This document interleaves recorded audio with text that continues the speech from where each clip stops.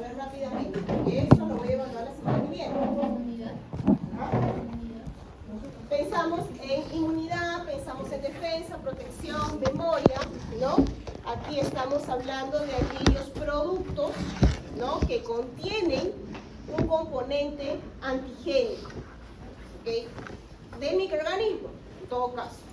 ¿Qué puede ser qué? ¿Qué naturaleza puede ser una vacuna? ¿Qué puede tener de microorganismo? Una porción de él. Una porción de él, fragmentos, ¿no es cierto? Un adenovirus. El microorganismo vivo atenuado, ¿no? Un adenovirus. El microorganismo inactivado, Ay, las toxinas, que cuando hablamos de toxinas, ¿son todos los tipos de toxinas? no. Las endotoxinas, matamos al paciente.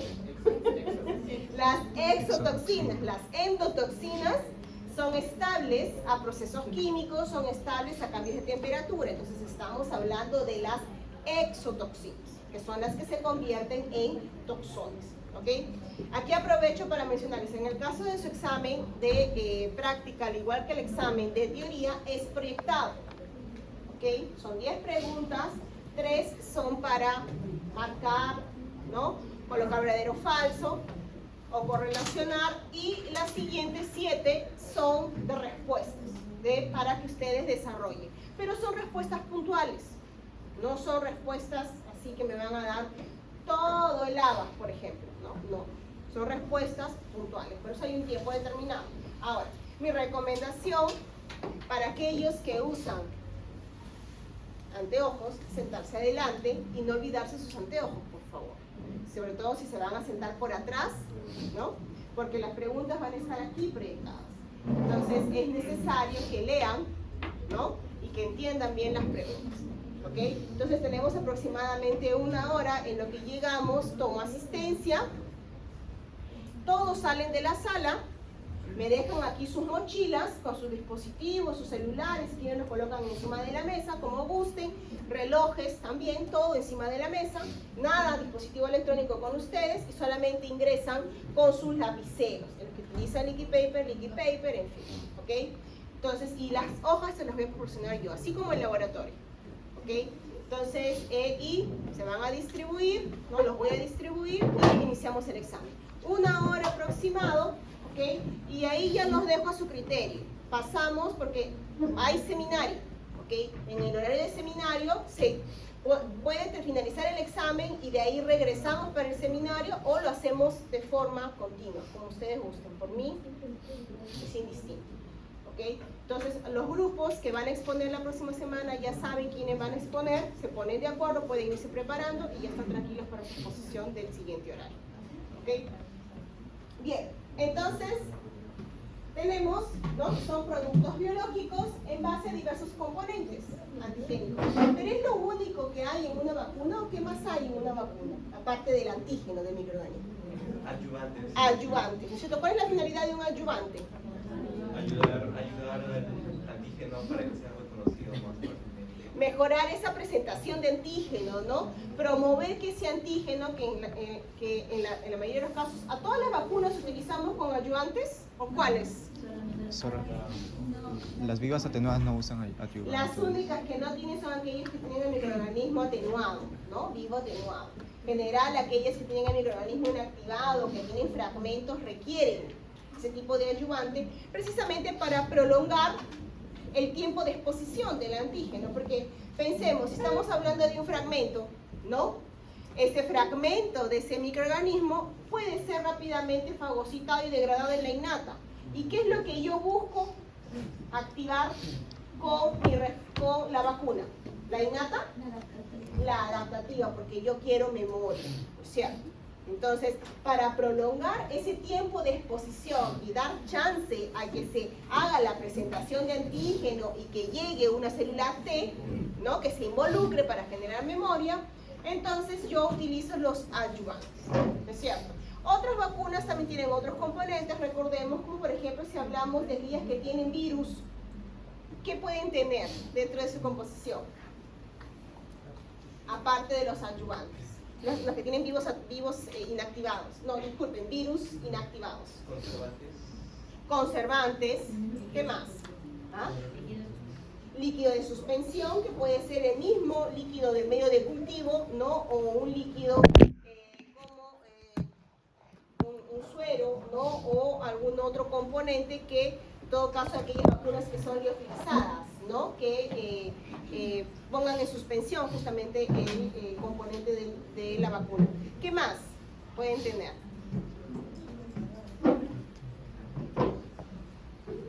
¿Qué piensan?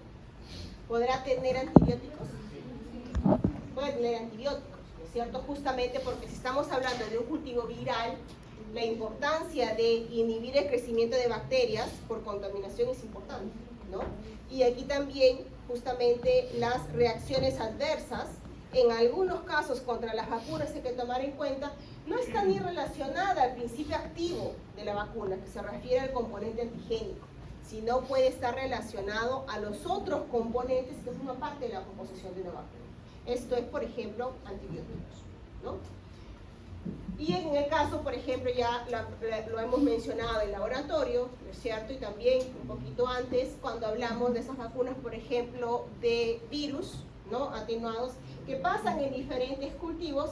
Algunos de esos cultivos seriados, ¿no es cierto?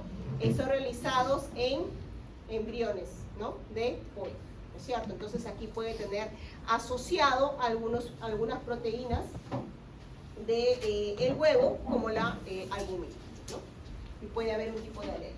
Eso se denominan lo que son las reacciones adversas, ¿no? Entonces, en esta diapositiva, chicos, básicamente estamos viendo diferentes estrategias de diseño de vacunas, ¿no? Que vienen a lo largo de la historia. Como por ejemplo, aquí tenemos, ¿no? La de la viruela. La de la viruela, recordarán a Edward Jenner, ¿no es cierto? Él es el padre de la inmunología, básicamente porque creó la primera vacuna experimental, ¿no es cierto? Entonces, aquí, eso lo han visto en laboratorio, también lo mencionamos un poquito al inicio de esta clase, cuando hablamos de la vacuna de la viruela, ¿qué microorganismo se utilizó? ¿A la bovina? Exacto, la variante del virus de la viruela bovina para poder inmunizar, ¿no? Al ser humano y así disminuir la gravedad de la enfermedad, de la variante de la viruela humana, ¿no? Entonces, hoy en día inclusive tenemos una vacuna que se le aplica a los recién nacidos que tiene un principio semejante. ¿Se acuerdan cuál es? La BCG. La del BCG, ¿no es cierto? La del BCG justamente porque esta vacuna utiliza, ¿no? A la bacteria viva atenuada que viene, ¿cuál es la cepa? Mycobacterium bovis, ¿no? También conocido como el bacilo de Calmette-Guerin, ¿no?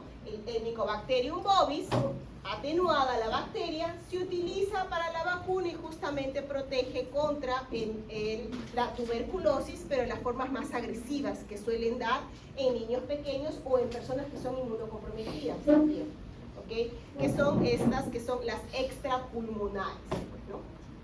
¿Okay? Entonces, inclusive vamos a hablar un poquito más cuando hablemos de eso en infecciones respiratorias bajas, después en la semana 9, y también en laboratorio, cuando hablen de diagnóstico de infecciones respiratorias bajas, van a hablar de infecciones como neumonía y también hay una parte bien grande de tuberculosis, ¿ok? En laboratorio, justamente para el diagnóstico porque es súper importante, ¿ok? Entonces, en este caso, ¿no? Tenemos la de la viruela y ahí también tenemos la de la rabia o la del anthrax, que son por atenuaciones con procesos químicos. Tenemos aquí la del BCG, pasajes en cultivo, la fiebre amarilla también, ¿no? El virus vivo atenuado. Tenemos aquí otros tipos de cultivos, ¿no? De otros tipos de vacunas, otros que tienen, por ejemplo, otros mecanismos que alteran procesos metabólicos, que es en el caso de la ausotrofía, en el caso de la vacuna de la fiebre tifoidea, ¿no? Básicamente aquí lo que se hace, se altera procesos metabólicos de la bacteria para que ésta no sea altamente patógena, ¿no? Y así generar una vacuna segura. Y aquí tenemos otros que inclusive, si no me equivoco, ustedes ya lo han dicho en seminarios cuando hablaron sobre las vacunas, la vacuna de rotavirus, ¿no? Que es esta estrategia que utiliza las son recombinaciones, ¿no? No son recombinaciones, son combinaciones de diversos tipos de genes de las principales cepas de estos virus que afectan al ser humano. Y en este caso estamos hablando de rotavirus, ¿no? La Rotatec, que tiene 4 genes importantes del rotavirus que afectan al ganado bovino, que también afectan al humano, obviamente, y una que es de humanos, obviamente. Entonces, hacen una combinación de los genes y esto se genera una vacuna, que no es la vacuna que tenemos nosotros en nuestro esquema de vacunación, porque nuestro esquema de vacunación tiene esta vacuna, ¿okay? Que es el virus vivo, no es vivo, pues, ¿no? Que tiene el virus atenuado, ¿ok? Es esta de aquí, que se aplica, recordarán, como, ¿no?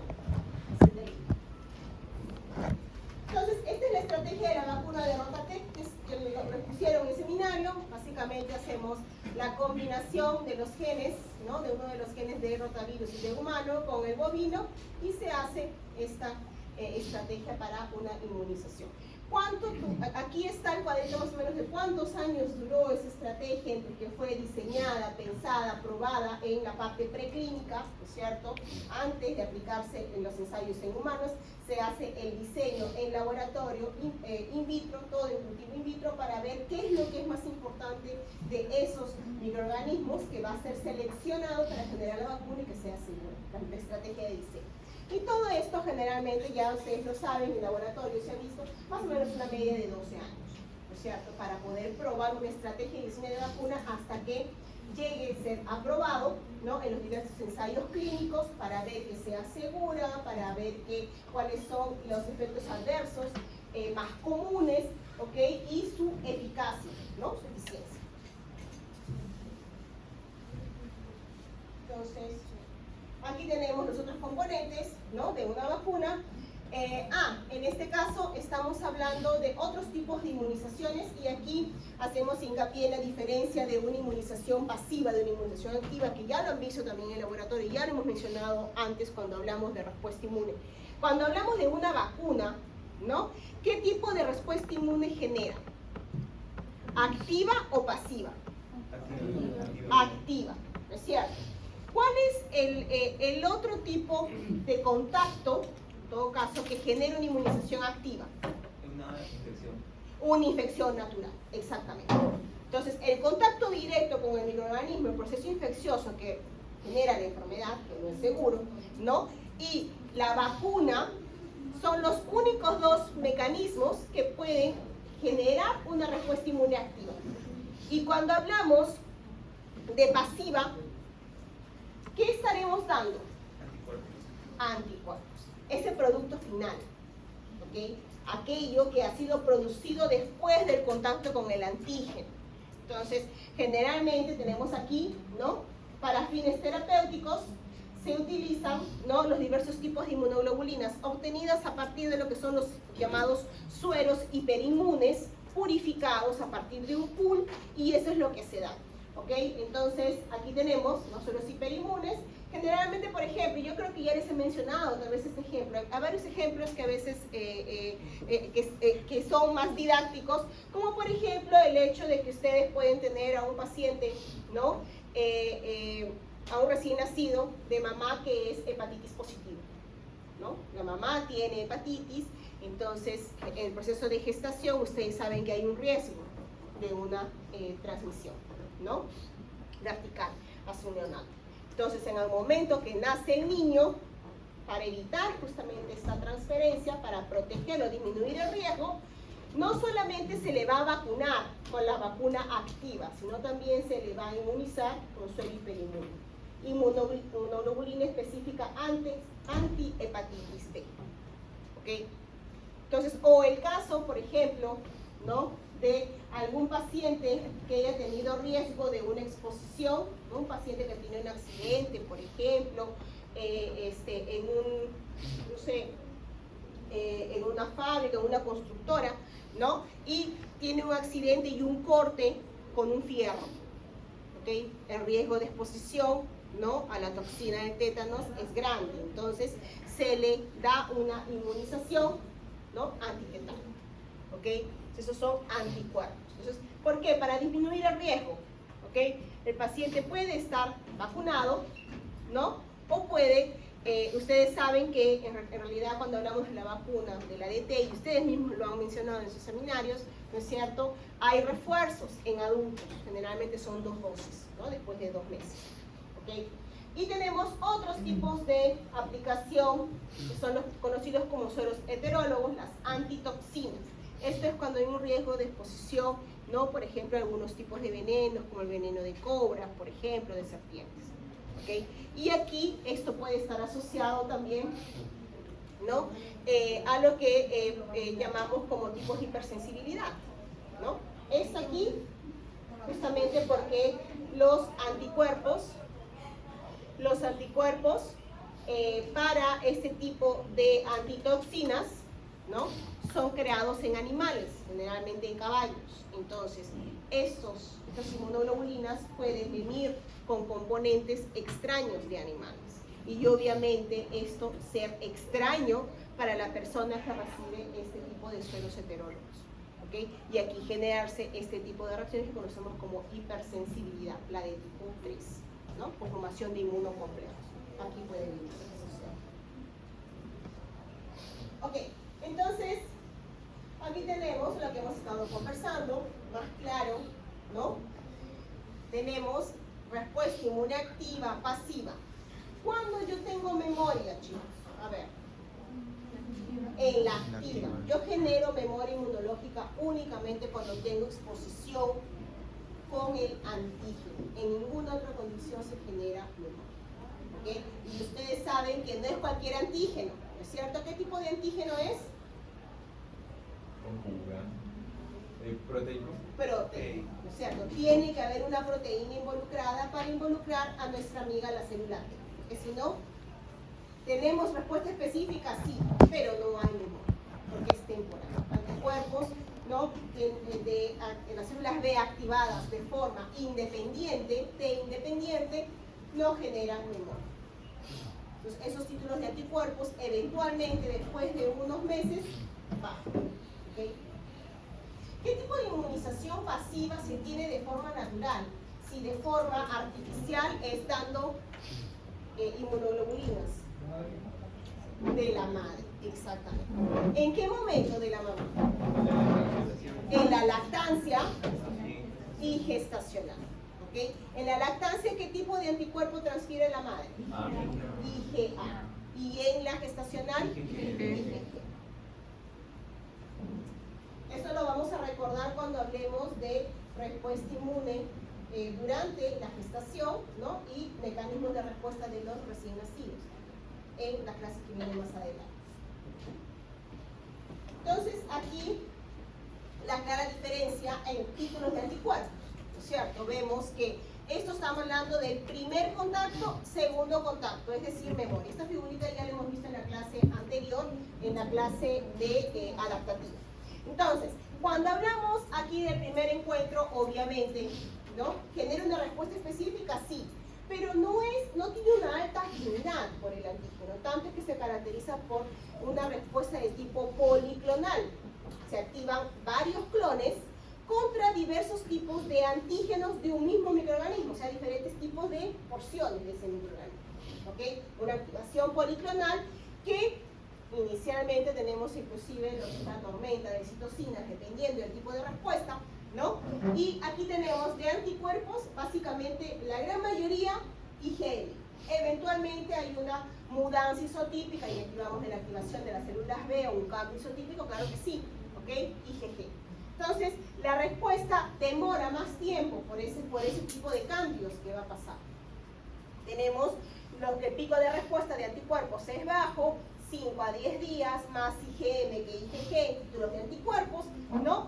Una baja afinidad más variable. Cuando tenemos el segundo contacto, o sea, si este contacto se genera con la vacuna, tranquilo, lo pasamos porque es seguro, ¿no es cierto? Pero si este contacto se genera con el contacto directo con el microorganismo, es por eso que la pasamos mal, ¿no? Porque mientras el sistema inmune se va activando, la adaptativa va pasando de IgM a IgG, se va teniendo la activación policlonal y después se va generando la monoclonal, ya el paciente tiene daños severos en diversos tipos de tejidos, dependiendo del tipo de microorganismo, y aquí tenemos, ¿no?, las complicaciones que vienen en un proceso infeccioso. ¿Ok? Pero si esto de aquí se da en el contacto con una vacuna, el mecanismo de respuesta va a ser tranquilo, va a ser específico y no va a generar daño. ¿Ok? Entonces, si en esta de aquí, que es la memoria, cuando me encuentro después de algunos años, no vamos a suponer con el microorganismo, mi cuerpo, mi sistema inmune, se va a recordar de él, va a recordarlo. Entonces, al recordarlo, se van a activar esos clones de IgM, IgG, disculpen, esos clones de, no, los clones no son IgM, IgG, los clones de células B y células T, ¿no? Y ellos van a comenzar a activarse y se va a producir ya no una IgM, porque ¿para qué va a producir una IgM que es de baja afinidad cuando tiene una IgG potente para producir? ¿No es cierto? Sería perder su tiempo. Entonces se producen niveles altos del anticuerpo que fue guardado como receptor de inmunoglobulina en la superficie de esa célula que fue guardada de memoria, ¿okay?, en la médula ósea, y esa se va a activar. ¿Okay? Se activa y ven aquí los niveles de anticuerpos, llegan a ser el doble de producción de anticuerpos. Anticuerpos potentes, anticuerpos de característica neutralizante, porque lo que nos interesa es que justamente esta acción neutralizante de un anticuerpo bloquee el acceso del microorganismo a las moléculas receptoras de la superficie del huésped, que va a querer invadir. Al bloquearlo, no hay invasión y protege. ¿Okay? Entonces, vean los niveles de anticuerpos, la respuesta es súper rápida, ¿no?, más potente, y se producen los anticuerpos que fueron guardados en la superficie de la inmunoglobulina. Si esta de aquí, que del clon que fue guardado, era una IgG, secreta IgG. Si era IgE, se secreta IgE, ¿no? Si era IgA, IgA. Y ese es lo mismo. Entonces, aquí vemos, ¿no?, el cuadrito que también en el laboratorio se tiene bien claro. Por aquí vamos con las vacunas, ¿no? Las vacunas. La composición, este es lo que estamos con los componentes: líquido suspensión, adyuvantes, preservantes. Creo que les mencioné en sus seminarios, ¿no?, cuando expusieron sobre la vacuna del papilomavirus, la estrategia de diseños de este ayudante, ¿no? ¿No? Ya se olvidaron, es otra cosa, pero yo sí lo expliqué. Si los ven en los videos que graban, no, pero en seminario no graban, ¿no? Se la perdieron, entonces ya no la repito. Aquí, esta estrategia normalmente como ayudante, ustedes mismos lo han dicho, va a mejorar lo que es la presentación de antígenos, ¿no es cierto? Va a prolongar, ¿no?, incrementa la respuesta, porque inclusive sí se puede utilizar pequeñas dosis del antígeno, pero con esto va de alguna manera a potenciar esa respuesta. Entonces, normalmente las estrategias utilizan hidróxido de aluminio, ¿no?, compuestos de aluminio. Pero en este caso, para la vacuna del papilomavirus, una de las últimas estrategias, utilizando estos fragmentos de genes, ¿no?, que están relacionados al cáncer del cuello uterino en las mujeres, básicamente utiliza esta estrategia, que es el sistema de adyuvante de tipo 4. Y yo les comenté, el sistema de adyuvante de tipo 4, lo que hace, aparte de tener hidróxido de aluminio, es tener el lípido A. El lípido A de la membrana, ¿no?, de lipopolisacárido de la salmonela, que está purificada. Entonces, utiliza el lípido A de la salmonela, ¿no?, básicamente para poder activar una APC por el Toll-like receptor 4. Entonces, activa la APC por el TOL4, esta APC capta ese antígeno y después, si fuera una dendrítica, va corriendito a presentar en la célula T. Y aquí, pero obviamente cuando le presenta no solamente por el MHC, ¿no es cierto?, de tipo 2, en todo caso si hablamos de un TCD4. También le presenta un alto nivel de moléculas coestimuladoras, porque el mismo lípido A va a activar a la dendrítica, pues, ¿no?, o al macrófago.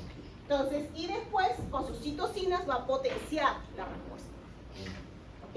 Entonces, esta sería es estrategia de tipo 4, que se ha visto que en estudios demuestra que llega a proteger a un porcentaje alto en mujeres de más o menos 40 años, más de 40 años, contra el cáncer de cuello uterino. O sea, se ha probado funcional esa estrategia.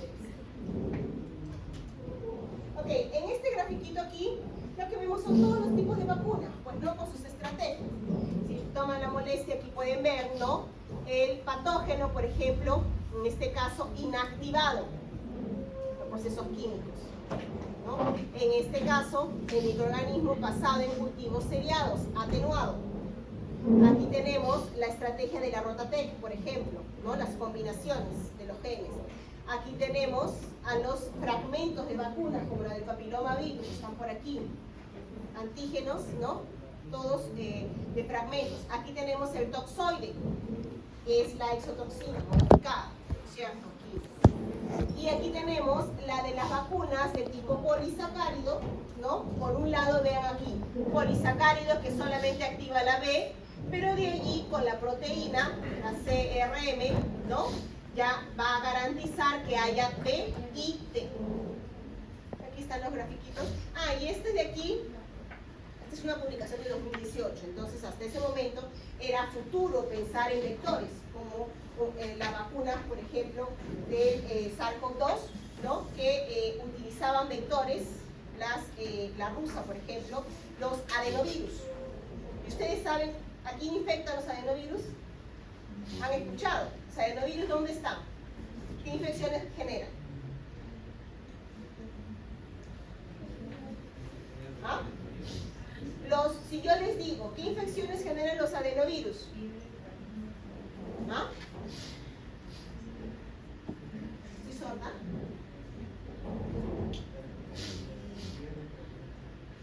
Vías respiratorias altas. Me vas a decir tu nombre porque has dicho eso, ¿no? Voy a anotar participaciones, ¿ah? Entonces, los adenovirus son virus que tienen una alta afinidad con nuestras células del aparato respiratorio alto. Están asociados a infecciones, por ejemplo, como resfríos, ¿no? También faringitis, ¿ok? Rinosinusitis, son todos los que están aquí, ¿no? Desde de las fosas nasales hasta la faringe. Todos esos generan los adenovirus. La característica es que generan enfermedades benignas. Entonces, ustedes saben que una infección respiratoria de tipo viral es autolimitada, ¿no? ¿Qué características nos dice que es autolimitada? Eso lo han visto en laboratorio, vean. Creo que cuando se refiere a autolimitada quiere decir que así como los virus pues, que contagian y aparecen por sí solos, independientemente de un tratamiento, también se van a ir. Exacto, eso mismo. Se autolimita. 3, 5 días, ¿no? Así como llegó, te tumbó a la cama, sentías que te morías, se va. Igualito. ¿Ok? Y básicamente, ¿no es cierto? Puedes tener malestar, fiebre, dolor de cuerpo, pero ese tipo de infección, ¿le vas a dar un antiviral al paciente? No, ¿para qué le vas a dar un antiviral? Lo máximo que le vas a dar va a ser un AINES, un paracetamol, pues no, para su malestar. Obviamente va a estar con fiebre, con dolor de cuerpo, pero indistinto del tratamiento que le des, va a mejorar, porque es benigno. ¿Okay? Si hablamos de un adenovirus. Ahora, obviamente, pues, si hay complicaciones en esa infección, no por un adenovirus, sino si hablamos, por ejemplo, de un virus de influenza, que también genera una infección respiratoria alta, aquí cambian las circunstancias, ¿no? En la mayoría de los casos también es solamente tratar la sintomatología, pero en algunos casos puede haber complicaciones, ¿no? Bien, entonces, eso ya estamos introduciendo para nuestra siguiente clase, que es infecciones respiratorias altas. Entonces, aquí están, ¿no? Las características en forma detallada, descrita de cada uno. O sea, si hablamos de una vacuna viva atenuada, mimetiza una infección natural, así como la respuesta inmune, ¿ok? Y genera una respuesta de anticuerpos y respuesta de células T de larga vida, o sea, memoria, ¿ok? Entonces, generalmente se aplica, si se tiene memoria, ya con una dosis o con 2 dosis y se acabó. soluciona su problema. Por ejemplo, ¿no? La vacuna de la del BCG, sí, pero te protege contra las formas más severas, ¿no? Entonces, en este caso, como la de antiamarílica, el tétanos es toxoide. El tétanos es toxoide. ¿Okay? Entonces, obviamente aquí, si estamos hablando de ese tipo de vacunas que mimetizan una infección natural, son potentes. Entonces, ¿se puede inmunizar a una mujer gestante con esta vacuna? No, hay contraindicación. ¿Se puede inmunizar a un paciente, por ejemplo, con VIH? No. ¿Okay? Entonces, a un paciente con trasplante, no. Le estás dando corticoides al paciente trasplantado, básicamente le estás quitando toda su respuesta inmune, ¿no es cierto? Entonces, aquí tenemos otros tipos de vacunas, que aquí están las inactivadas. Las inactivadas, a diferencia de las atenuadas, requieren adyuvantes, eso lo estábamos mencionando, ¿no es cierto? Entonces, aquí genera una respuesta inmune, pero requiere varias dosis. O sea, un microorganismo atenuado requiere varias dosis. Inactivado, disculpe, requiere varias dosis. ¿Ok? Y en este caso, a diferencia, como es más segura, no está contraindicado para mujeres gestantes ni para pacientes que son inmunocomprometidos, ¿no? Y así nos habla de cada una de las vacunas que hemos estado comentando previamente, con los ejemplos respectivos. Y aquí también recordamos lo que hemos visto de las vacunas conjugadas, como es el caso de las vacunas de Hemófilos influenza serotipo B. Esto es importante y se acordarán porque ¿qué enfermedad previene esta vacuna?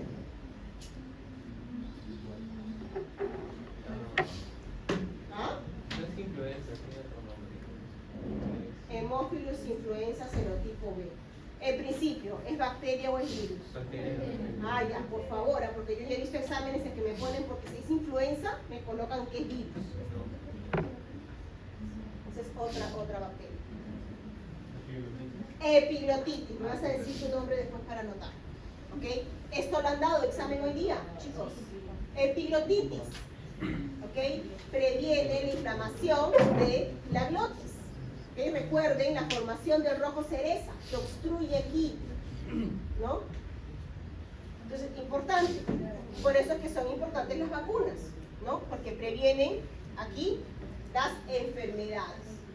¿Okay? Y en el caso de una epiglotitis, ustedes saben, lo han visto en laboratorio, es tóxica. O sea, el pronóstico es malo para el bebé, porque estamos hablando de un bebé, ¿no? Entonces, el pronóstico es malo, el niño ya llega tóxico, llega sofocándose. ¿Okay? Entonces, estamos hablando de una vacuna que para proteger y generar memoria tiene una proteína cargadora. Entonces, es una vacuna conjugada, porque esta vacuna, si no tuviera el componente de proteína, no va a durar nada, entonces a los niños no los va a proteger. ¿Okay? Porque el Hemófilos influenza forma parte de la microbiota que se encuentra aquí en el aparato respiratorio. ¿Okay? Aquí son los diseños de vacunas, como las vacunas del SARS-CoV-2, ¿no? En el caso que se habla de vacunas de niños, básicamente, ¿no? Las fases que pasan por los ensayos en humanos, ¿no? Inicialmente un grupo pequeño donde se prueba si la vacuna es segura y después vas viendo cuáles son los efectos secundarios más comunes y cuál es la eficacia, ¿no? La efectividad de esa vacuna.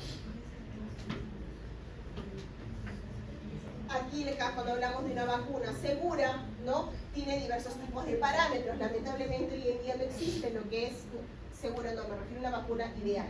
La vacuna ideal no existe, porque la vacuna ideal requeriría, por ejemplo, que todas sean aplicadas, por ejemplo, con vía oral, el mínimo de lesión en el paciente, ¿no? Entonces nada de agujas. La mayoría de vacunas requieren el uso de una aguja, ¿ok?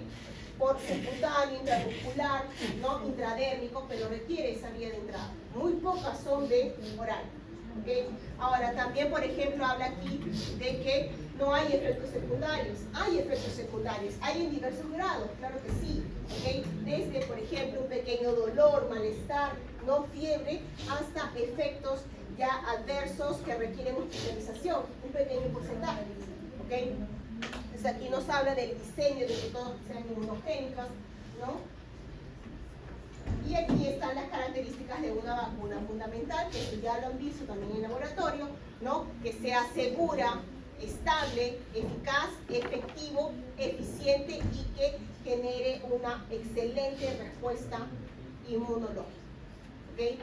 De preferencia, una sola dosis, ¿no? Que la gran mayoría no lo es. Estas son algunas pautas. Y el esquema de vacunación, ya sabemos cuando se habla de vacunación es todo el proceso desde la manufactura, el transporte. Aquí nos menciona un poco de la resolución ministerial. Aquí las vacunas que tenemos en nuestro esquema de vacunación, que eso también ya lo hemos visto en el laboratorio, ¿no? Recuerden que este gráfico es importante, ¿ok? Si hablamos de las vivas atenuadas, para bacterias la única, si hablamos de los virus, tenemos a la triple, ¿no? Tenemos a la varicela, parotiditis, tenemos a la antiamarílica, ¿no? La de rotavirus y la de Sabin. ¿Cuál será la vacuna de Sabin?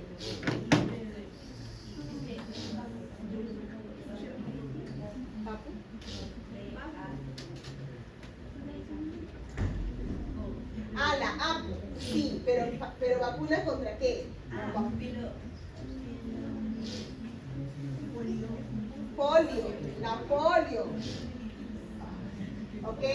La vacuna de Sabin o la APO es lo mismo. Esta de aquí me vacuna contra la polio, pero esta de aquí tiene al virus atenuado. ¿Ok? ¿Y cuál es la otra vacuna de polio que tenemos?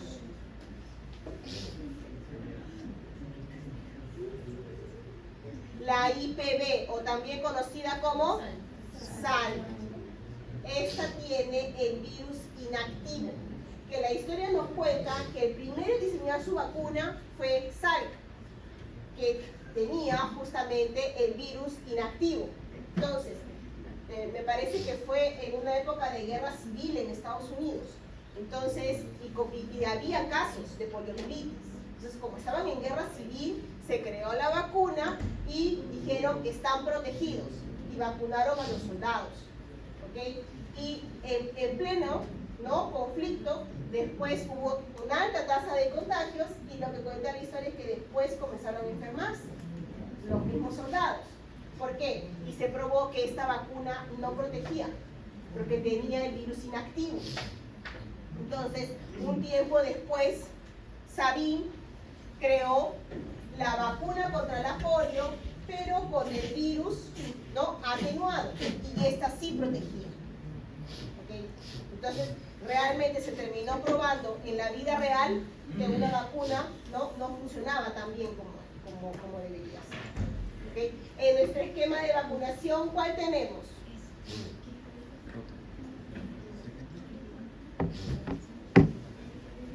La de SAL, la de Sabin. Sabin.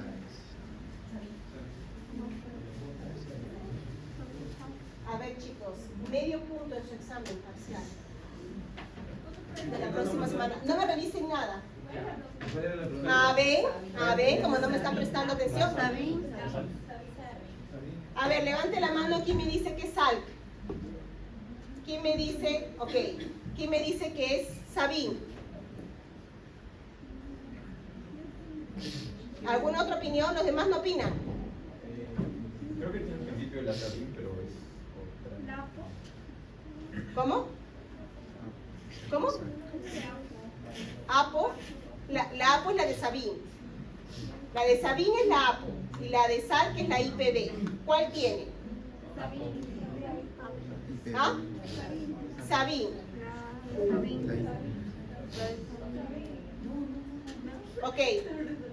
Cerrado. Ninguno tiene ambos. Nuestro esquema de vacunación tiene ambas vacunas. Chicos, miren, les iba a dar de verdad medio punto en su examen directo. Aquí está. IPV se le da intramuscular a los 2 meses y a los 4 meses al niño. Y la APO a los 6 meses. O sea, primero le das el inactivo, ¿no? Y después que ya el niñito ha mejorado su respuesta inmunológica, le das el virus atenuado. Y con eso se probó que realmente nos protege contra la polio. ¿Han visto casos de polio? ¿Ustedes? No. Hasta hace algunos años atrás, algunas décadas atrás, había colegios para niños con polio. Formaba parte, es parte de la historia de nuestro país. Pero cuando se prueba esta estrategia de vacuna, se probó eficiente y se disminuyó totalmente lo que es la incidencia de casos de polio.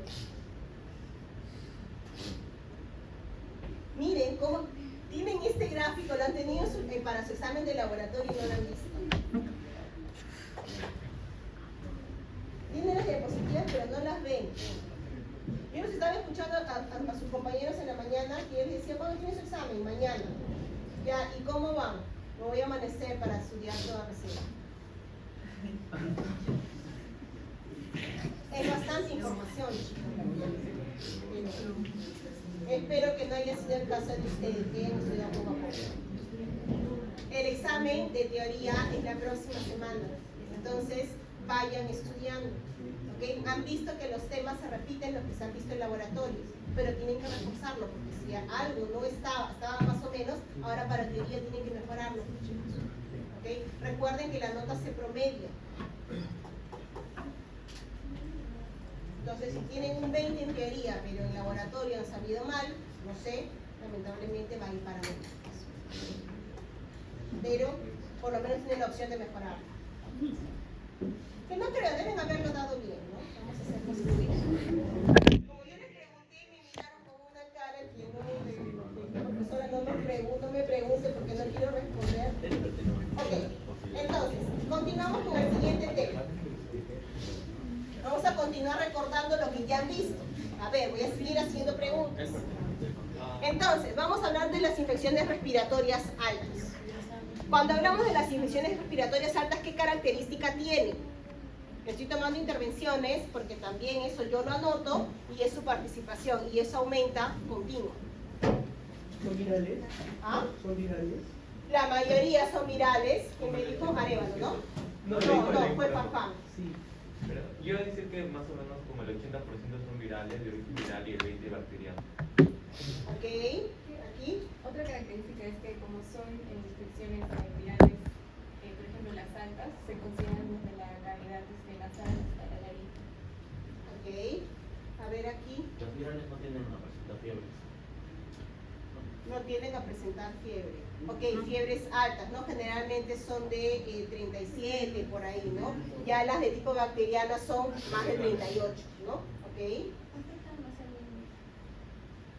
Ok, patología más frecuente en niños. Que suele ser más viral para la parte de los adultos y más...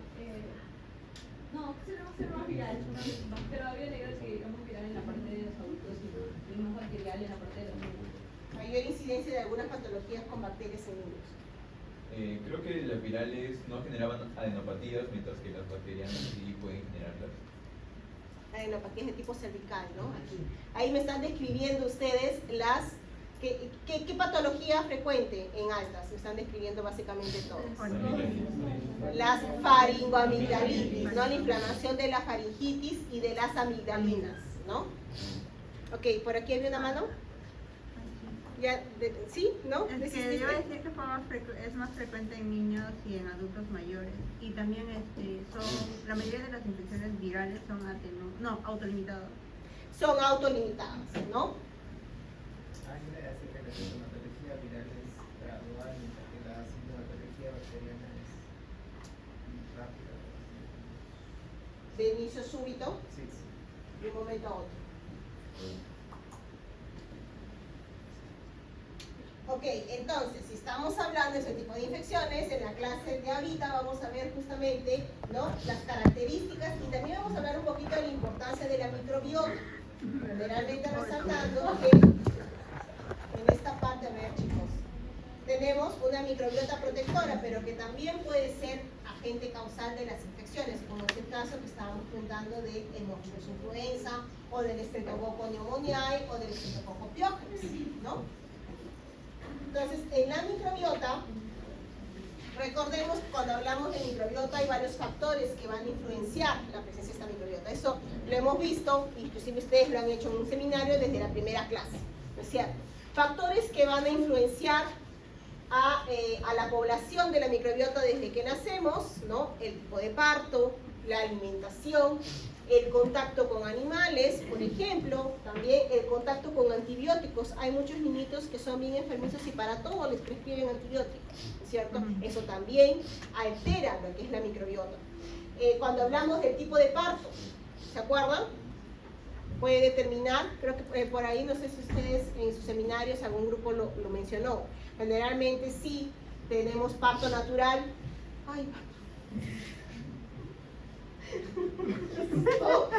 cosa negra camina por abajo.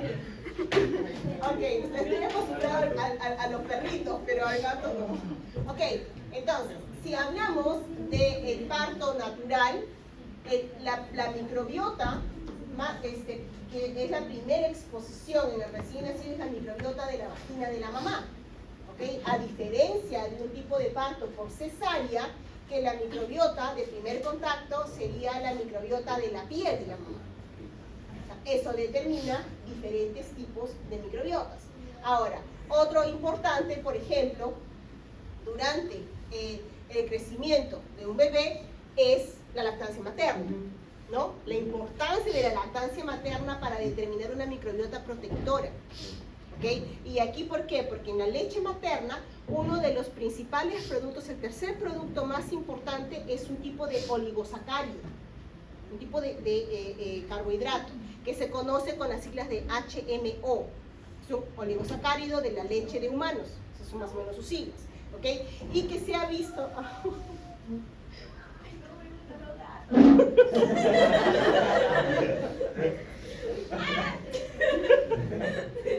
Ay, me da asquito. No, está en maleta. Y se echaron, ¿no? Ellos sienten, ¿no? De verdad.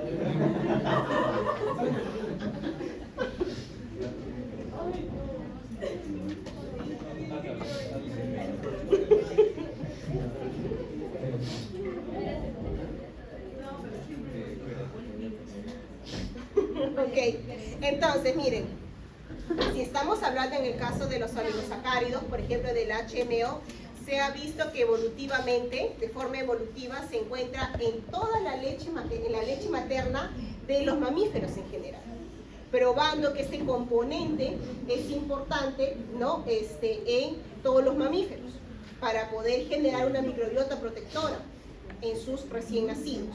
¿Okay? Y es más, se ha visto que quienes contienen los componentes en estudios, ¿no? A nivel genético, se ha visto que los que tienen los componentes para poder degradar ese HMO que está en la leche materna, básicamente las enzimas que degradan están en las bacterias de la microbiota. Nosotros no tenemos los componentes enzimáticos para degradarlo. Entonces se puede decir que ese HMO básicamente está yendo, ¿no? Para nutrir a la microbiota del recién nacido. ¿Ok?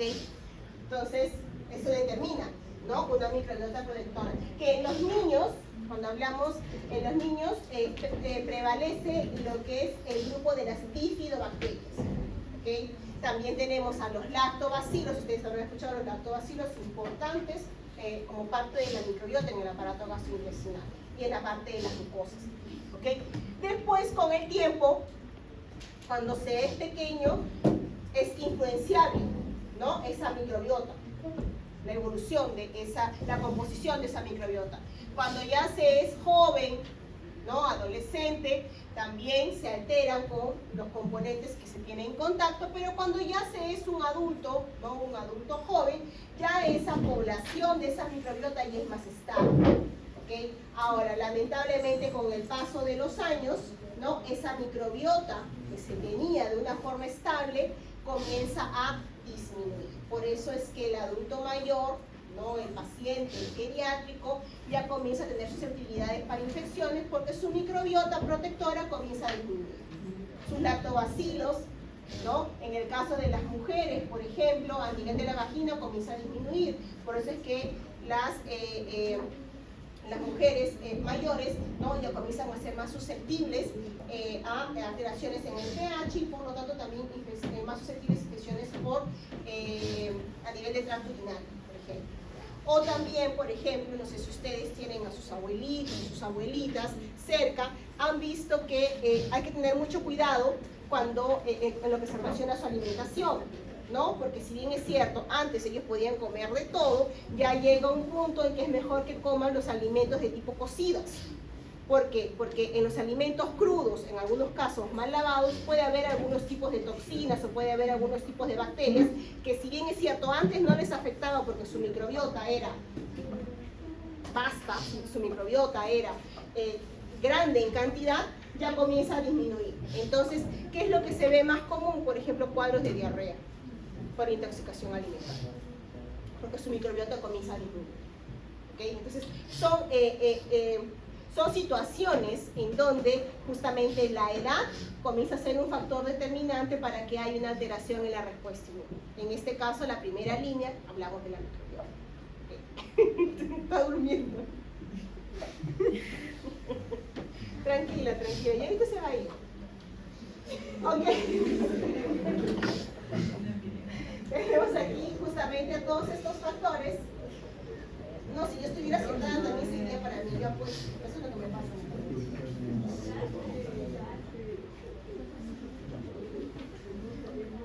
Bien, entonces aquí en este cuadrito vemos justamente cómo cuando hay una alteración en el contexto de los factores, ¿no? que están rodeando pueden alterar esa microbiota y esto llevar, ¿no? a la alteración de la homeostasis, a ver alteración en el balance y puede promover infecciones. Y aquí abajito, miren, aquí abajito, vamos a agrandarlo inclusive para que vean a todos aquellos microorganismos que ya conocen, porque ya los han visto en su clase de laboratorio, que forman parte de la microbiota. Vean aquí, a nivel de la cavidad nasal, ¿a quién tenemos de microbiota? Estafilococos, tenemos propionobacterium, tenemos corinebacterium, tenemos a la moraxella y tenemos al streptococcus. ¿Les recuerda a alguien? Todas las bacterias que han visto infecciones respiratorias en laboratorio. Más abajito, vemos aquí a nivel de la orofaringe, ¿no? Aquí en la nasofaringe tenemos a la moraxella, estafilococo, corinebacterium, hemophilus, streptococcus. Familiares, ¿no es cierto? Más abajo tenemos en la orofaringe estreptococos, las premotenas, estos ya están relacionados a varios tipos de infecciones, y aquí a nivel de los pulmones, en los cuadros de neumonía, tenemos a los streptococos. Eso hablamos de microbiota. Entonces, sabemos que la microbiota es importante porque tiene papel protector, pero cuando sale de su microambiente puede generar una infección. Entonces, ¿qué factores pueden promover los procesos infecciosos? Por ejemplo, tenemos cuando hay de la microbiota, puede haber una microaspiración de la propia microbiota. Esto quiere decir una microbiota que se encuentra a nivel de la laringe o de la faringe puede pasar al pulmón y en el pulmón generar un proceso infeccioso. Así tenemos estreptococcus pneumoniae, por ejemplo. ¿Okay? Tenemos aquí por inhalación, o sea, por ingreso directo del microorganismo, cuando puede generar una infección, o por dispersión, ¿no? Aquí podemos tomar en cuenta, por ejemplo, ¿no? Tomar en cuenta un proceso infeccioso originado en un pacientito que se encuentra con un tubo endotraqueal, ¿no? Su microbiota que se encontraba en las vías aéreas altas por el mismo dispositivo médico, ¿ok? Va a pasar a partes más profundas, ¿ok? Sin contar que ha habido este mecanismo de abrasión, de lesión del mismo tejido, entonces su primera línea de defensa está alterada, ¿ok? Son condiciones que se van dando, ¿cierto? Un pacientito que está en cuidados intensivos, un pacientito que está hospitalizado, tiene más, ¿no? Facilidad de adquirir ese tipo de infecciones, ¿ok? Ahora, ¿cómo eliminamos, y aquí recordamos, nuestro mecanismo de defensa? lo eliminamos por la tos, ¿cierto? Aquí básicamente cuando hablamos este mecanismo que va a ayudarnos a eliminar todo aquello que se encuentra a nivel de la esofaringe, del esófago, ¿no? Entonces, no del esófago. Entonces, ¿por qué? Porque por este mecanismo, ¿no? Va a terminar saliendo. También lo mismo la broncoconstricción, por ejemplo. ¿Ok? Entonces, aquí tenemos, ¿no? La presencia del cilio, del epitelio ciliado. ¿Ok? Esos movimientos, ¿no? En conjunto de los cilios que básicamente impiden que cualquier microorganismo se deposite en la superficie de la célula. ¿Okay? Y tenemos todos los mecanismos de respuesta inmunitaria generalmente, ¿no? Entonces, hay condiciones que van a estar relacionadas al crecimiento de esos microorganismos, el pH, la alteración en pH, la alteración en la temperatura, la oxigenación, la disponibilidad de nutrientes o que haya disminución de la microbiota. Todos esos factores van a terminar influenciados.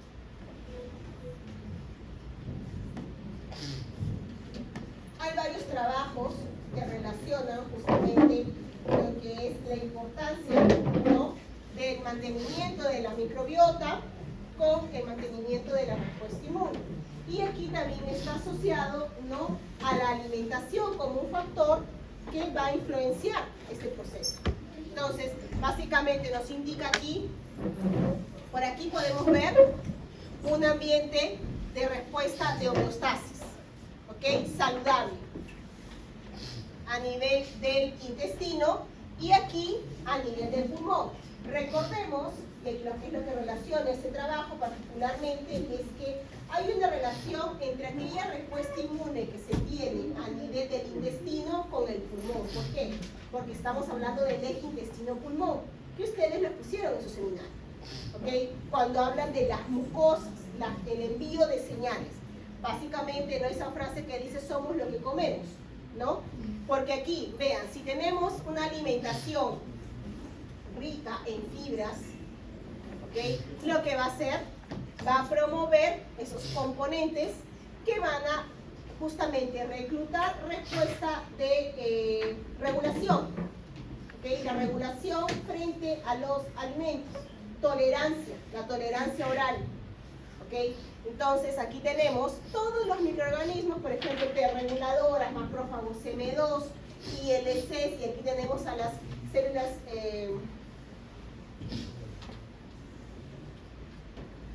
linfoides innatas, ¿no? De tipo 2. Aquí ya comenzamos a hablar de las células de tipo linfoide, pero que actúan en la innata, las IL-6.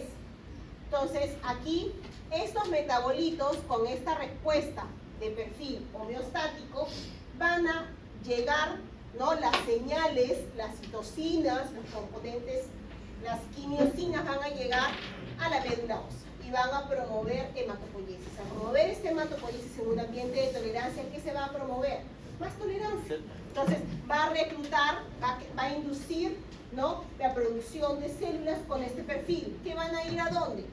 A otros tejidos, como es el caso del pulmón. Entonces, promoviendo también aquí homeostasis. Tenemos aquí macrófagos alveolares de tipo M2, dendríticas tolerogénicas y IL-6 de tipo 2, de reguladores. ¿Okay? Entonces, en estas condiciones, si una persona se encuentra expuesta a una infección, va a poder, como está todo en zen, como está todo en tranquilidad, va a poder reconocerlo de una forma eficaz, el patógeno, y eliminarlo de una forma específica. Pero si tenemos por otro lado una alimentación rica en grasas, por ejemplo, esto promueve, ¿no? Lo que bien se conoce como acidez, alteración a nivel de lo que es la respuesta inmune a nivel intestinal, promoviendo, en este caso, la producción de metabolitos que van a atraer, van a generar un proceso inflamatorio. Entonces, ¿qué voy a tener yo aquí? Voy a tener una TH1 productora de interferón, voy a tener macrófagos de tipo M1, neutrófilos, voy a tener IL-6 de tipo 1 también productoras de interferón gamma. Entonces, en este contexto, yo tengo el reclutamiento de todas estas células y que van a promover ¿qué? Daño en el tejido. Porque hay patógeno, no hay patógeno, aquí no hay nada. Pero esta producción, esta generación del proceso inflamatorio va hacia el tejido. ¿En respuesta a qué? Al alimento. ¿Okay? En respuesta a ese metabolismo que no es el proceso inflamatorio. ¿Okay? Entonces, y estas señales que viajan, ¿no?, por el torrente sanguíneo van a llegar a la médula ósea. Y la médula ósea va a entender, por ejemplo, en respuesta a una TNF-alfa o en respuesta a una interleucina 1 generada aquí, va a entender que hay un problema. ¿Y qué es lo que va a hacer? Hematopoiesis. Y en este proceso lo que va a producir va a ser precursores de células de la respuesta inmune con perfil inflamatorio.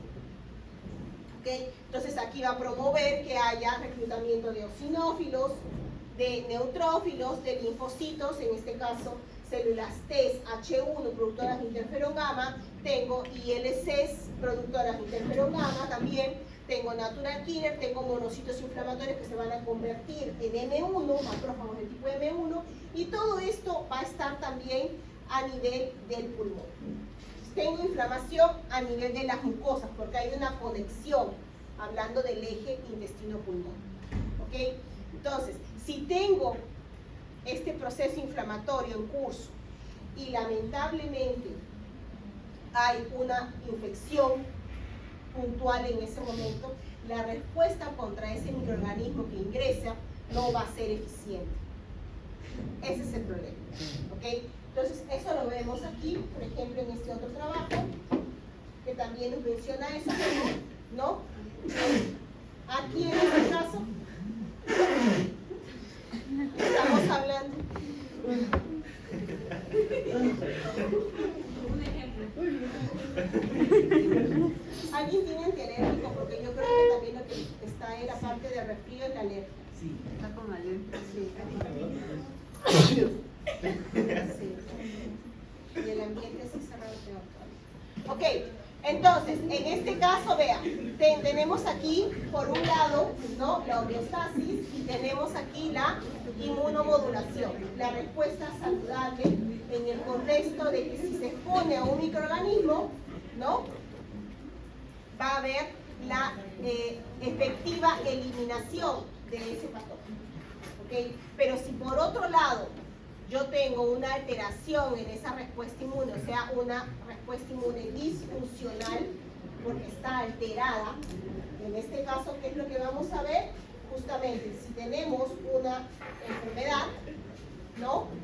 ¿En qué condiciones puede darse este contexto de una respuesta inmune disfuncional? Por ejemplo, un paciente que está en un curso de una infección previa, un paciente que consume antibióticos, un paciente que fuma. ¿Okay? Entonces, son algunos factores que pueden, ¿no?, predisponer.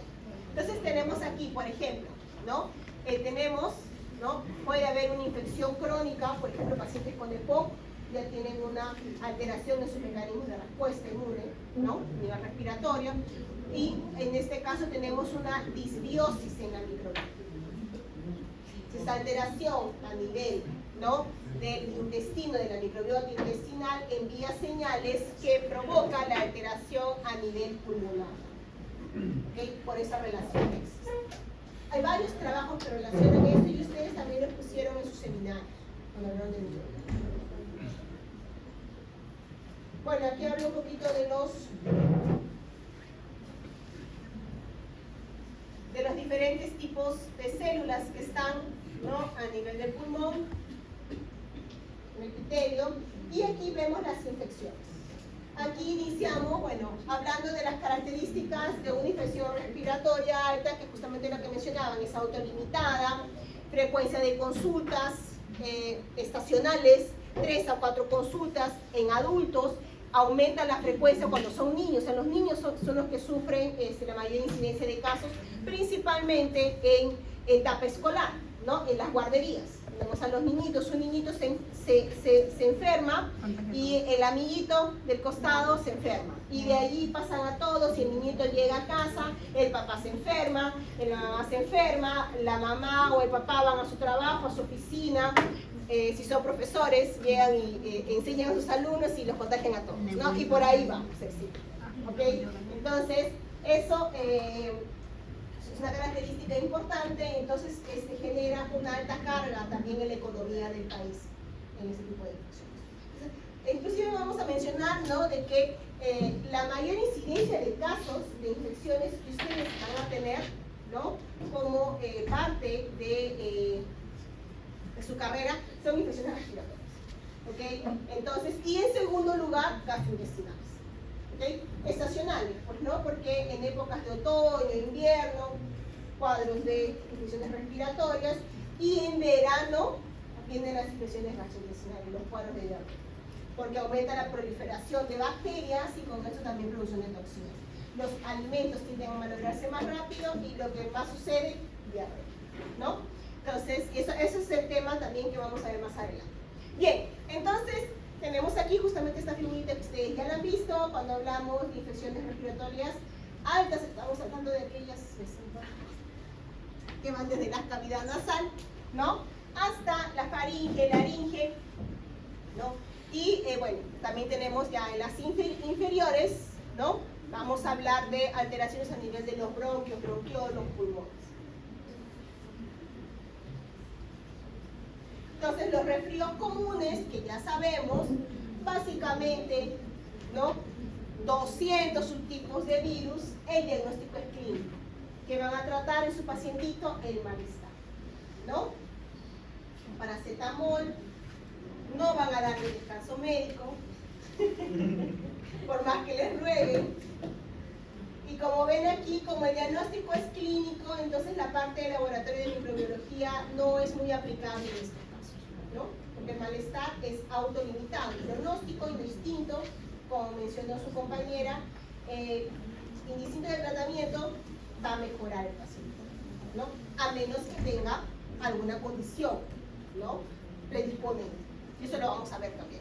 En el caso de la rinosinusitis aguda, también estamos hablando, ¿no?, de una inflamación que en el 90% de los casos son virus. ¿Okay? Entonces, profesora, pero si son virus, ¿por qué yo veo aquí acumulación de líquido? ¿No? ¿Por qué me menciona aquí este individuo famosísimo, estreptococo pneumoniae?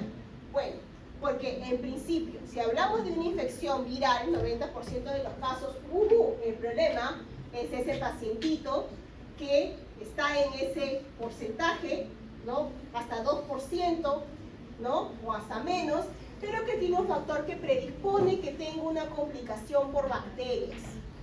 Por ejemplo, un paciente que consume cocaína, ya comenzó mal, ¿no? Porque el paciente que consume cocaína alteró todo la estructura de sus mecanismos de defensa, su primera línea de defensa. Ese epitelio ciliado, ¿no?, con el productor de moco está alterado, su primera barrera. Un paciente que tenga, por ejemplo, lamentablemente, no sé cuántos de ustedes serán, un cuadro de rinosinusitis alérgica, también es un factor que puede predisponer a que una infección viral se complique por una bacteria. Un pacientito que tal vez tenga alguna alteración física, como un desvío, ¿no?, en el tabique. Un paciente que pueda tener quistes aquí a nivel de las fosas nasales. O también, y se lo han visto todo, lo último es lo que han visto en el laboratorio también. Eso se aplica aquí para poder entender las condiciones. Entonces, también puede ser hablando de cuál es la inmunoglobulina, que es súper importante en la vida de las mucosas. IgA. IgA. Entonces, si yo tengo un paciente que es deficiente, tiene una inmunodeficiencia con un variable, que es lo que se dice, deficiente en productor de inmunoglobulina, ¿tendrá problemas para controlar la infección? Claro que sí. ¿Okay?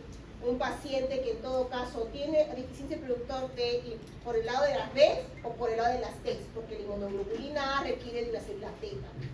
¿Okay? Entonces, esos pacientitos que tienen estas características peculiares pueden desarrollar una rinosinusitis aguda de tipo bacteriano. ¿Y quién es el individuo que está allí a la cabeza generando la mayor incidencia de casos? Nuestro amigo Streptococcus pneumoniae. ¿Ok? ¿Por qué? Porque vean aquí, hasta el 30% de la población, esa población suertuda, tiene como parte de su microbiota esta bacteria. ¿Okay? Que principalmente se llega a ver en niños, porque la incidencia de casos en niños. Y por eso es importante la vacuna.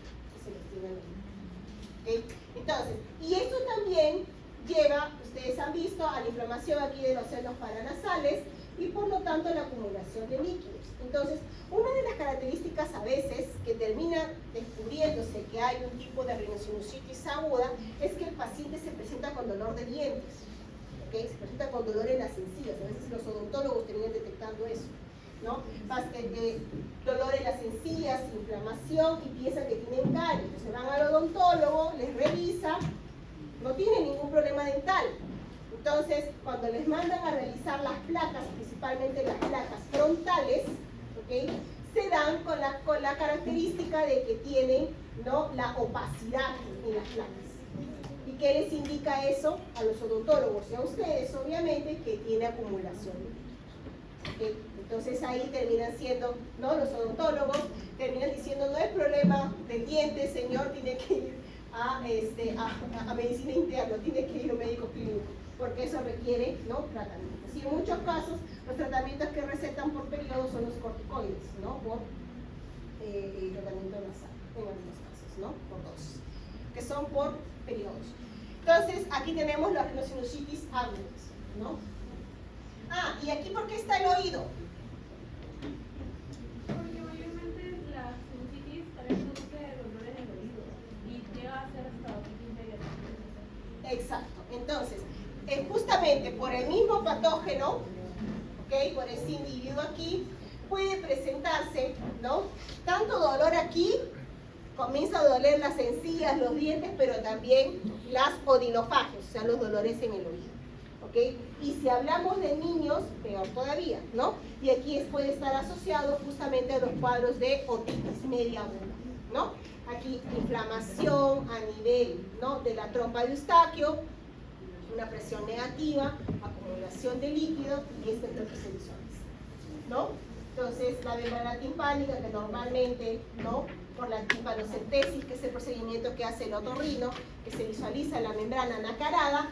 Aquí de nacarada no tiene nada, porque está bombada, pues, ¿no? Está acumulando el líquido y se ve justamente. En laboratorio me parece que tienen una figurita, no me parece, estoy segura, tienen una figurita más bonita en donde se ve, ¿no?, así, y se ve la acumulación de líquido, ¿no? Entonces, recordar que en estas condiciones se le trata al paciente,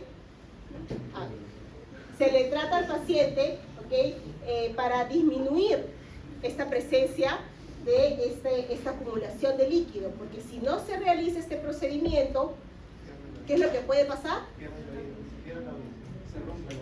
Se rompe la membrana. Entonces el tímpano se desgarra, se puede desgarrar, se revienta, y con esto puede generarse una complicación a largo plazo, principalmente en el niño, y estamos hablando de una otitis crónica. ¿Okay? Entonces recuerden que la membrana como tal, ¿no?, primera línea de defensa, una barrera, protege a los componentes a todo lo que puede entrar a nivel del oído externo, ¿no es cierto?, para el oído interno, el oído medio. Entonces aquí importante, porque si esa membrana está rota, ¿okay?, puede entrar cualquier partícula o microorganismo y tener rápido acceso al cerebro, y aquí generar cuadros de meningitis. ¿Okay? Entonces, esa es la complicación a largo plazo que se puede tener si no se trata.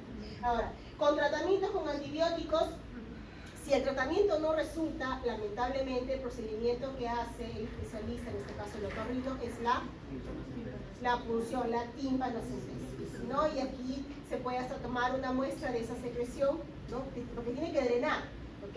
Y al drenar se toma una muestra y se puede realizar cultivo para ver exactamente cuál es el patógeno que está afectando, ¿no? Porque si no se resolvió con un antibiótico, es porque algo está pasando ahí, ¿no? Entonces, aquí están las famosas faringoamigdalitis, ¿no? La pregunta del año, la pregunta del $1.000.000, cuando hablamos de una faringoamigdalitis, ¿cuál es? ¿Qué? ¿Ah? ¿Qué? Porque no me escuchan, pues. ¿Cuál es la pregunta del $1.000.000 cuando hablamos de una faringoamigdalitis? Exacto, si es viral o bacteria. Esa es la pregunta. Y por eso la importancia del... Creo que eso va a depender de la sintomatología. ¿De qué? De la sintomatología. de la sintomatología. ¿Y eso qué es? Clínica. Ya es un diagnóstico clínico, pero ¿Síntomas? los criterios de Centor, señores.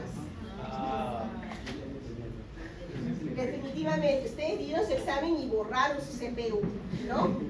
Bueno, lo van a tener que reactivar, porque lo necesitamos para el próximo examen de la semana que viene, ¿ok? Entonces, acuérdense, ¿ok? Aquí el diagnóstico diferencial está basado justamente en los criterios de Centor, ¿no? 80% de infecciones virales, pero lamentablemente de estas 80%, básicamente la mayoría son diagnosticadas como bacterias. Entonces, ¿dónde está? ¿Cuál es el problema aquí? ¿No? Que tiene resistencia antibiótica. Entonces, justamente, tenemos aquí las diferencias en el tipo de presentación de la clínica, o sea, si tiene exudado purulento, si tiene petequias, ¿no? Si es cutácea, si tiene adenopatías, exactamente. La edad del rango etario, si tiene también fiebre o no tiene, todos esos son los puntos de criterios de Centor, ¿no? Ausencia de tos, se han estudiado. Bueno, recuerden, chicos, por favor, aquellos que borraron. ¿Y cuál es el principal agente causal? Estreptococos piógenes, ¿no? El estreptococo beta hemolítico del grupo A. Y vean aquí, ven, porque hasta el 25% de las personas, las suertudas, ¿no?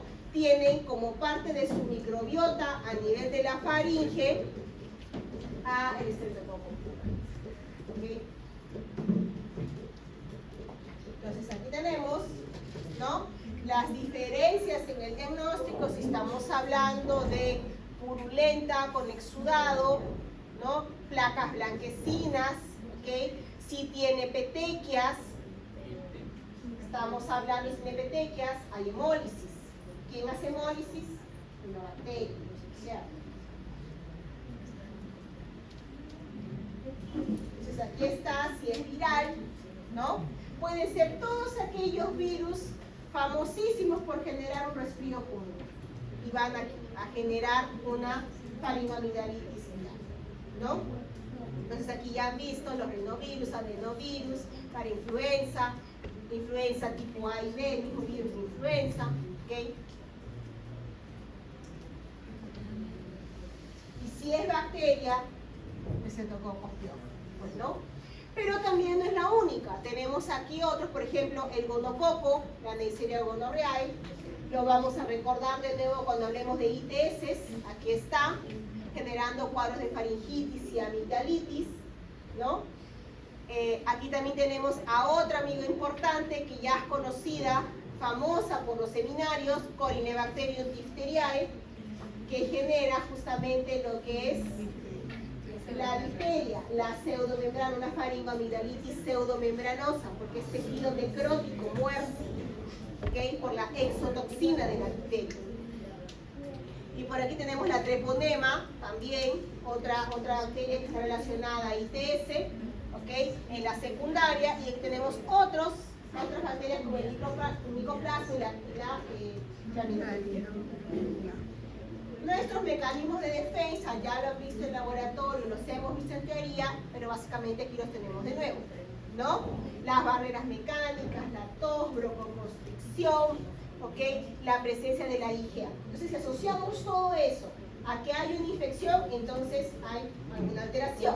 ¿Cuál puede ser? Bueno, desnutrición, una infección crónica como un EPOC, por ejemplo, el paciente que fuma o tiene una infección previa, o también, como les mencioné, un pacientito que puede estar, no sé, hospitalizado, que tiene, que ha pasado por un procedimiento como una traqueotomía debido a alteración a nivel de sus barreras, ¿okay? Defectos a nivel de sus cilios, alteración en mecanismos de reflejo como la tos, ¿no? Que ayuda a eliminar todo aquello que puede haber ingresado. Un pacientito asmático que en lugar de tener una respuesta favorable, TH1 termina teniendo TH2, ¿okay? Hipersecreción de moco. Tenemos aquí el uso de corticoides, disminuyó, paró toda respuesta inmune, ¿no? Tenemos deficiencia en inmunoglobulina A, esas patologías, o también cuando se tiene una bacteria que destruye la inmunoglobulina A. ¿Qué bacteria destruye la inmunoglobulina A? Hemophilus influenzae. Hemophilus influenza destruye inmunoglobulina A porque tiene proteasas. Proteasas para inmunoglobulina A. ¿Quién más? Otra famosa, que la han mencionado un montón de veces ya. Estreptococo pneumoniae. Estreptococo pneumoniae tiene también inmunoglobulina A proteasa. ¿Quién más? Este sí, no lo hemos mencionado, pero se los adelanto. La Neisseria meningitidis también tiene proteasas para destruir inmunoglobulina. ¿Okay? Entonces, generalmente todo esto va sumando y termina siendo factores que predisponen a infecciones, ¿no? Entonces, si hablamos en nuestras líneas de defensa, tenemos en la primera línea las mucosas intactas, pues, ¿no? En la segunda línea, todo lo que equivale a inflamación, pues, innata. Y en la 3, nuestros linfocitos, ¿no? Y aquí está el epitelio, con sus cilios, ¿no? El tracto respiratorio, con ese mecanismo de ese movimiento de los cilios, y también las células caliciformes. ¿Quiénes son las células caliciformes?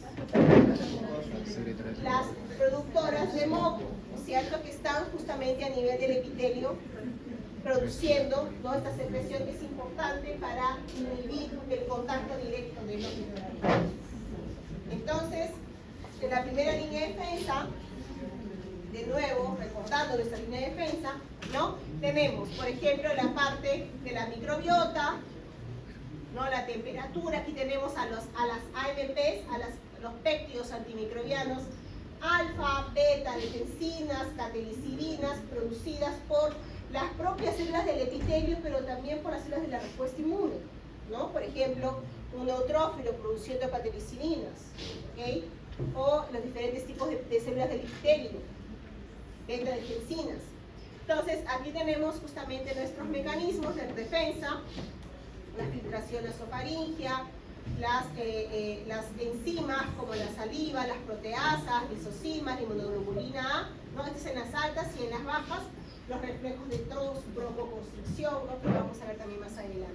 La ramificación del árbol brachiobronquial, la depuración del mucociliar, los cilios que retienen aquí el microorganismo, son partículas, y por el mecanismo de tos o broncoconstricción es repelido también. ¿Okay? Bien, entonces vemos aquí, tenemos una bacteria como el Streptococcus pneumoniae. En la innata, ¿cómo es reconocida? ¿Qué tipo de bacteria es el Streptococcus pneumoniae? Es un coco gram positivo. Coco gram positivo, ¿es cierto? ¿Produce componentes enzimáticos? Sí. Uno muy famoso es la neumolicina, ¿es cierto? Entonces, pensando en la bacteria, en su estructura,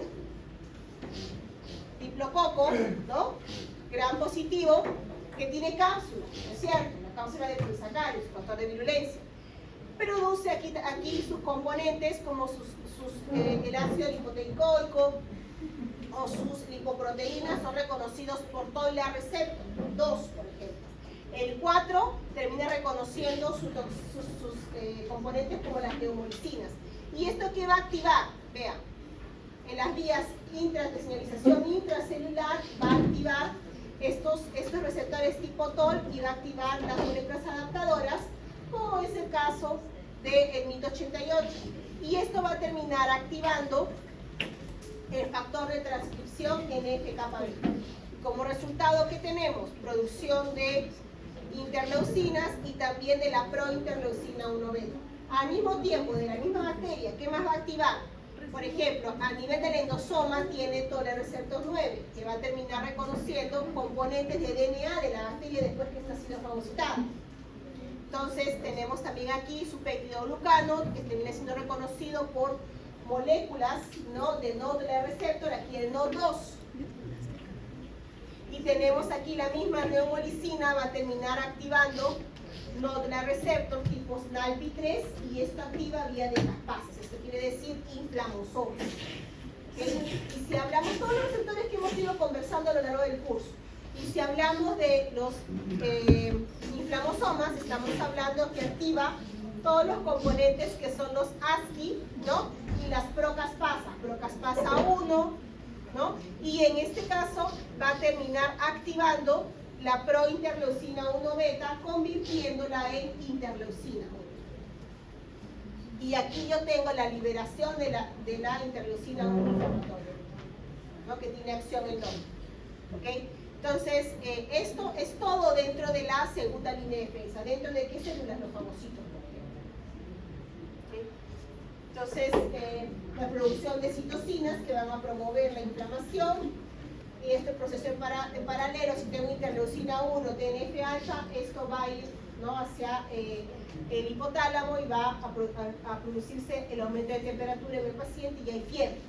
¿Okay? Aumento de las proteínas de fase aguda, activación del complemento, ¿okay? Puede ser vía clásica, o en este caso vía alternativa, y degranulación de mastocitos que promueve inflamación, vasodilatación, y ¿no? tenemos aquí todos los mecanismos que van en este caso. Por ejemplo, si llegan los macrófagos, tenemos el estallido respiratorio, el oxidativo, ¿no? la formación del fagolisosoma y dentro la lisis del bacterio.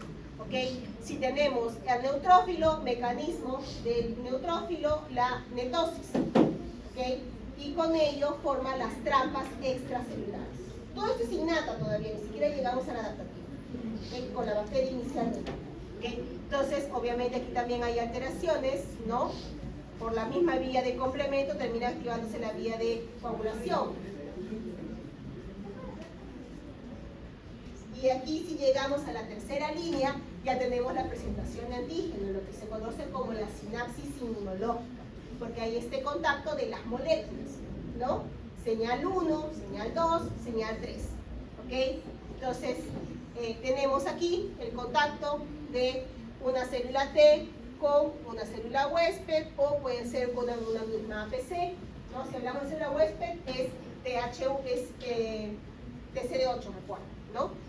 Aquí el MHC de tipo 1, como está aquí, ¿no? Para una célula TCD8, pero si fuera una célula presentadora de antígeno, es de tipo 2, ¿no? Para una CD4. Esto se da donde, aquí, por ejemplo, en el ganglio linfático, ¿no? La presentación de antígeno. Entonces, ¿qué es lo que tenemos? Activación de célula T, célula B, producción de inmunoglobulinas dependiendo del perfil de respuesta de la célula T, ¿no? Activación de complemento, pero en esta vía ya es la clásica porque ya hay anticuerpos, ¿ok? Degranulación de mastocitos promoviendo más el aumento de vasodilatación, ¿no? Y tenemos al mismo tiempo, ¿no? Aquí la inflamación, el rolling por las glándulas postcapilares, ¿ok? Y tenemos estos mecanismos, ¿no? Si tenemos TCD8, hay citotoxicidad, citólisis. Si tenemos anticuerpos, neutralizantes, ¿no? Fagocitosis, estallido respiratorio, complemento. Todo esto asociado ya por la hiperactivación de las células de la respuesta inmunitativa, porque una célula T que produce interferón gamma, ¿no? Termina activando a macrófagos, ¿no es cierto? Y esto promueve el mejoramiento en la respuesta del bus oxidativo o estallido respiratorio, ¿no?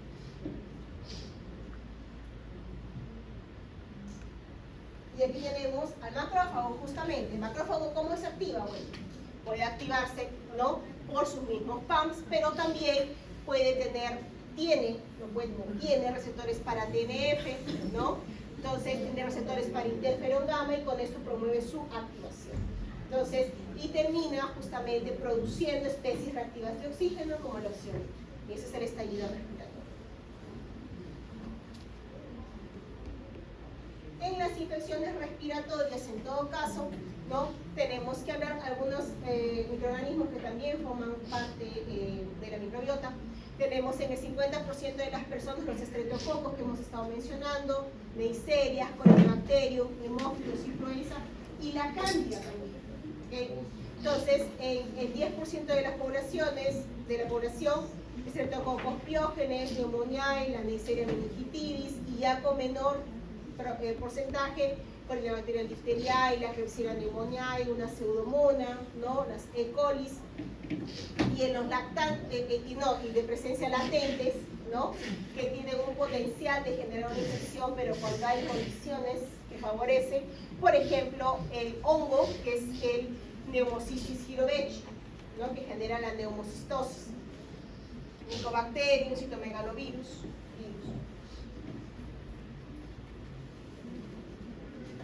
Y aquí, ¿a qué hora es? 17:50, ¿no? ¿Qué hora es la clase? ¿Ah? Tengo 10 minutos. Bien, entonces, si hablamos del virus de SARS-CoV-2, ya es famosísimo porque ya habéis puesto el seminario, ya lo conocen, ¿no? Estamos hablando de un beta coronavirus, ¿no? Que tiene su bicapa lipídica y que se caracteriza justamente por tener sus proteínas, que en todo caso sus glicoproteínas, la spike, la espiga, que está relacionado justamente a la adherencia al receptor que va a promover la entrada a la célula que va a infectar, que es la AC2, ¿no? Receptor de angiotensina de tipo 2. Entonces estamos hablando de un virus de ARN de cadena simple, ¿okay? No segmentado en sentido negativo. Esto quiere decir de que primero, ¿no? Va a producir proteínas, ¿no? Primero complementa su cadena, ¿no? De ARN y después produce proteínas, ¿okay? Entonces tiene un paso más por ser negativo. Tenemos aquí las glicoproteínas, ¿no? Los componentes importantes, la glicoproteína S, la spike, que tiene varios segmentos, ¿no? Y también tiene su ARN que va a codificar proteínas de tipo no estructurales y proteínas estructurales. Entonces, en sus mecanismos, tenemos su vía de entrada, requiere, ¿no? De una furina o lo que es la TMPRS2, que es la serina proteasa de tipo 2 o furina, que justamente es aquella que se va a encargar de equilibrar, ¿no? A la proteína S y promover la entrada, ¿no? Por endocitosis prácticamente, ¿no? A la célula que está infectada, ¿ok? Entonces es furina dependiente. La furina es súper importante para promover, ¿no? Lo que es la fisiopatología generada por este virus, ¿ok? Entonces aquí tenemos cómo es reconocido por la INAT. Bueno, si hablamos de un virus, tenemos que recordar que dentro de la innata es importante la natural killer, ¿no? Importante los macrófagos, importante las citocinas como los interferones de tipo 1. ¿Okay? ¿Por qué es importante citocinas? Citocinas como los interferones es importante porque va a promover el famoso estado antiviral. ¿Alguien tiene idea o recuerda lo que es el estado antiviral? Yo lo he explicado ya antes, pero yo creo que no me han escuchado. A ver, ¿alguien se acuerda qué es? Es un mecanismo muy importante de defensa cuando se tiene una infección por virus. ¿Qué significa estado antiviral? ¿Qué les diría esa palabrita? Estado antiviral. ¿No les indicaría como que la célula está preparada para repelir el virus? Exactamente, va por ese lado. ¿Cómo se promueve este estado antiviral? Con la producción de interferón. Es la producción de interferón, justamente. Una célula termina siendo infectada por el virus y la célula comienza su vía de señalización interna en la cual la célula infectada va a producir interferón de tipo 1, que es el interferón alfa.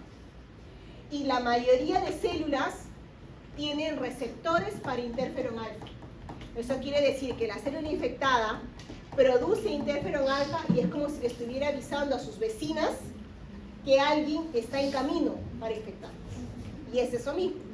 Entonces, el virus ingresa a la célula, esta va a producir el interferón de tipo 1 y este interferón de tipo 1 va a encontrar su receptor en la célula que todavía no ha sido infectada, pero que está muy cercana.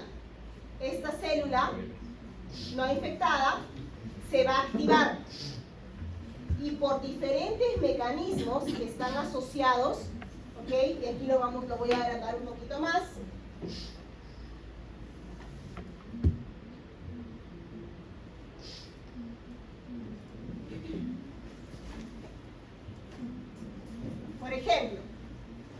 que va a hacer esa célula que no está infectada, pero está al tanto, ¿no? Ya está alerta de que está llegando un virus? Cuando ingrese el virus, eventualmente esta célula puede inhibir la síntesis de la proteína del virus, que desactiva mecanismos. ¿Para qué? Para que el virus entró, pero no pueda producir proteínas. O, en todo caso, si el virus ingresa, va a degradar su RNA del virus. O, en todo caso, inhibe, ¿no?, la expresión génica del virus y el ensamblaje de los viriones de ese virus. O sea, la célula va a prepararse para realizar cualquiera de estos mecanismos y inhibir la replicación del virus dentro de ella. ¿Ok? Qué ideal, ¿no es cierto? Que las células se preparen para lo que se les viene, ¿no? Pero ¿qué sucede? Hay muchos virus, como es el caso de los coronavirus, que lo que van a hacer, inhiben este proceso o lo retrasan. Entonces, a la célula que está infectando va a desactivar ciertos mecanismos, por ejemplo aquí, ¿no? Todas las moléculas adaptadoras o inclusive inhibe la translocación del factor de transcripción IRF3, que está directamente relacionado cuando entra al núcleo para la producción de interferón de tipo 1. Retrasa la producción de estos interferones, por lo tanto, la célula que ha sido infectada no tiene cómo avisar a sus células vecinas. Y el virus entró en una, entró en otra y continuó replicándose. ¿Okay? Ese es un mecanismo de escape importante, ¿no creen? Entonces, eso es lo que hacen virus como los coronavirus. ¿Okay? No solamente el coronavirus, ¿no? Tenéis aquí, bueno, de los de la familia, los SARS-CoV, MERS-CoV, ese mecanismo se ve en esa familia, ¿no? Entonces, esto. Por aquí también, bueno, aquí es lo que es la presentación de antígeno, pues, ¿no? Si tenemos, en el caso de aquí, se activa una célula, un macrófago, ¿no? Y aquí hace la presentación para las células T, ¿no? Aquí hay proliferación de esas células, producción de citocinas, aquí están los clones, ¿no? Y esto de aquí activa otras células. O, en todo caso, si estamos hablando de TCD8, promueve la muerte, no por citotoxicidad. Aquí estamos hablando de células T. Y aquí tenemos los perfiles de respuesta. Estos perfiles de respuesta, en donde pueden ir, por ejemplo, un macrófago promueve una célula T, por un lado TH2, por otro lado TH1, productores de interferón. Todo dentro del contexto. Entonces aquí tenemos, por ejemplo, si es TH1, promueve la producción de interleucina 2, 12, interferón gamma, en ese contexto de respuesta TH1, tenemos activación de células T, productoras de interferón y natural killer. Y si hablamos del otro lado los anticuerpos, bueno, tenemos IgM, que activa complemento, opsoniza, citotoxicidad, y tenemos la citotoxicidad aquí dependiente de anticuerpos, que es la que da las natural killers, la ADCC también, ¿no? Entonces, aquí tenemos IgG, activación de complemento, opsoniza, neutralización del virus. Y si hablamos de mucosas, no podemos olvidarnos de la IgA.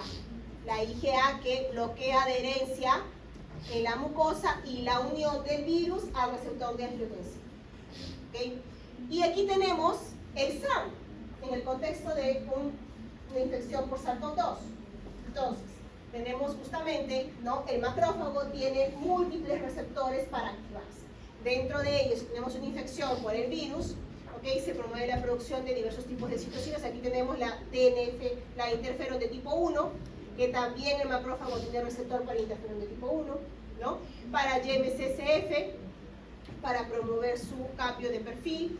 Si es M1 o M2, tenemos aquí la célula T, que produce esa citocina, que también la va a activar produciendo interferón gamma. ¿Okay? Tenemos a la natural killer en el contexto de una respuesta, que produce también interferón gamma, y aquí tenemos el propio virus que ingresa al macrófago, ¿okay? Para ser fagocitado. Entonces, tenemos aquí todas las moléculas que están relacionadas a la producción de diversos tipos de componentes, como las citocinas. En el caso aquí tenemos, vean, por activación de caspasas, se activan también inflamosomas NALPI3.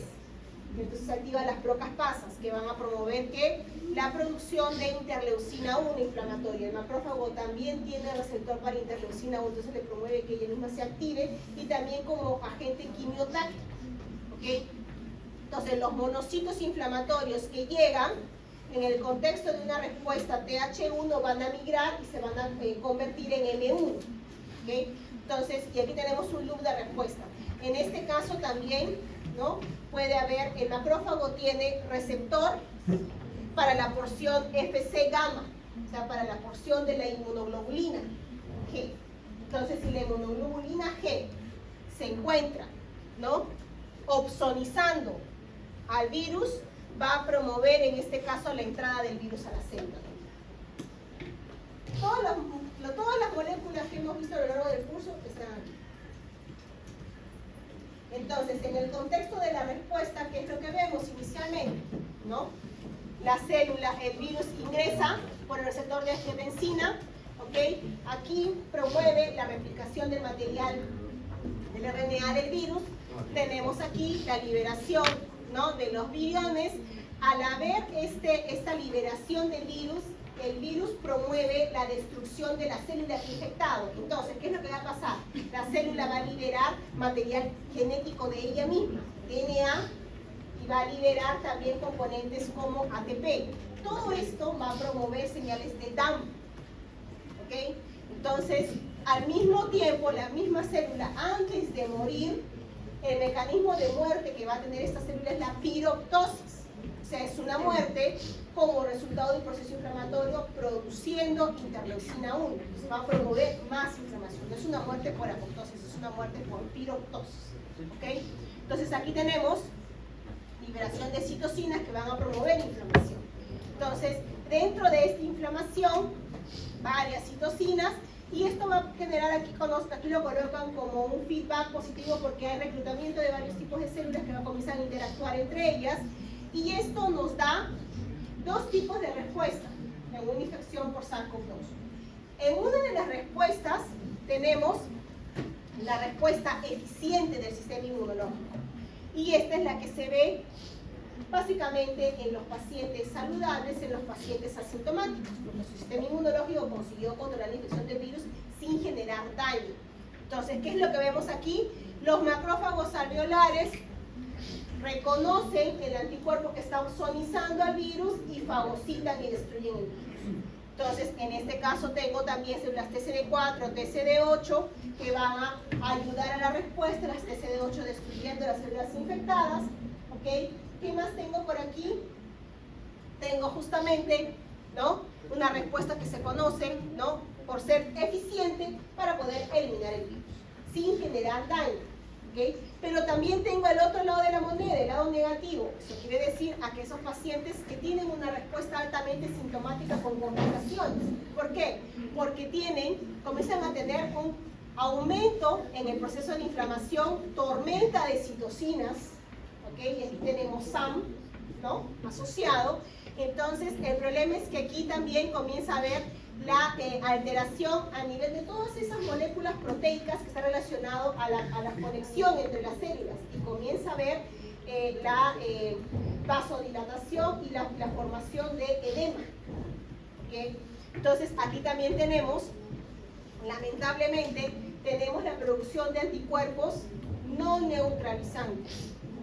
¿Qué significa tener un anticuerpo no neutralizante a diferencia de un anticuerpo que neutraliza? Que no hace efecto inmunitario. Exacto, que no va a tener su acción propia. ¿Y esto qué quiere decir? Que no va a neutralizar. En lugar de bloquear al microorganismo, va a promover la infección por ese microorganismo. Miren qué desastre. El anticuerpo va a terminar rodeando al microorganismo y va a hacer que ese microorganismo ingrese a la célula infectándola más rápido. ¿Okay? Ese es un mecanismo que se llama de activación dependiente, ¿no?, de anticuerpos.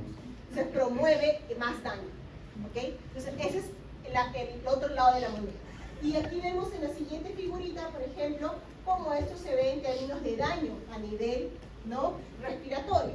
Tenemos justamente, comienza a haber aumento de componentes que promueven la vasodilatación, como la radicinina, ¿no? Tenemos la producción de especies reactivas de oxígeno, porque como hay inflamación, promueve la llegada de neutrófilos, de macrófagos, produciendo justamente todos estos componentes que normalmente servirían para destruir al microorganismo, pero como es tanta la producción, promueve daño a nivel del epitelio. ¿Ok? Después aquí tenemos, ¿no? La presencia de situaciones inflamatorias que terminan generando alteración a nivel de las uniones del epitelio, las uniones tipo caderinas, que promueven justamente la estabilidad de la célula epitelial. Y estas comienzan a separarse. ¿Ok? Y esto promueve el paso de líquido hacia el tejido. Y esto favorece edema. ¿Ok? Entonces tenemos aquí, ¿no? La degradación del glucocálix. Las citocinas comienzan a alterar la producción del glucocálix de las células, ¿ok? Y tenemos aquí también, bueno, el aumento de la contracción, la alteración, las moléculas vasoactivas, trombinas, histaminas liberados, ¿no? Bradicininas. Y aquí abajito vemos justamente cómo una tormenta de citocinas puede generar daño a nivel del pulmón. ¿Okay? Viene aquí la inflamación, promueve la llegada de varios tipos de células y estas terminan trasvasando por la alteración del epitelio hacia las células del pulmón y aquí comienza a ver la formación de edema como un proceso inflamatorio. Neutrófilos, macrófagos, ¿no? El edema aumenta la coagulación, puede haber trombosis también, ¿no? Es todo parte de la enfermedad, ¿ok? Cuando está descontrolada, a diferencia de otros tipos de respuesta que no habría ningún problema. Cuando el sistema inmune no es eficiente. Aquí tenemos el SAM, que ya ustedes lo han visto también en sus seminarios, ¿no? Generado por diferentes tipos de origen, puede ser presencia de una bacteria, de un virus, y aquí puede haber un defecto en la acción de las natural killer, también un factor genético, ¿no? Y las células T. Entonces aquí tenemos la activación de las natural killer. Y aquí está la tormenta de citocinas al costadito, ¿no? Cómo promueve toda esta alteración. Y esto es para lo que es el diagnóstico de SARS-CoV-2, que eso se va a ver también en el laboratorio, ¿no?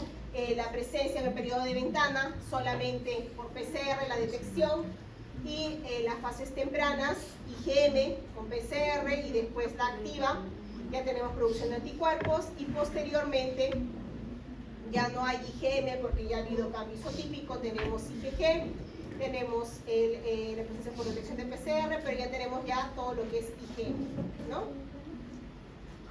¿Ok? Bien, chicos, entonces, eso sería todo con relación al tema de la clase. ¿Alguna pregunta hasta aquí? ¿No? Bien, entonces, ahorita podemos iniciar con los seminarios en grupo 1.